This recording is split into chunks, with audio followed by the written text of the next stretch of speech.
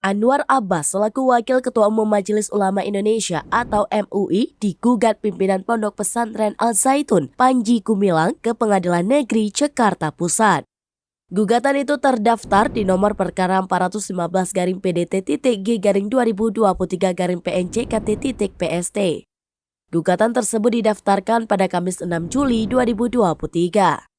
Kuasa hukum Panji Gumilang Hendra Effendi menyampaikan Anwar Abbas diduga melakukan perbuatan melawan hukum dengan melontarkan tuduhan yang hanya berdasarkan potongan video viral dan tidak melakukan tabayun. Pernyataan Panji Gumilang terkait sebutan "saya komunis" disebut Hendra dimanipulir oleh orang yang tidak bertanggung jawab. Padahal kata dia pernyataan tersebut adalah pernyataan seorang pemuda dari Cina saat ditanya terkait agamanya. Lembaga Bantuan Hukum dan Advokasi Publik atau LBH APPP Muhammadiyah siap mendampingi Anwar Abbas menghadapi gugatan Panji Gumilang ke Pengadilan Negeri Jakarta Pusat.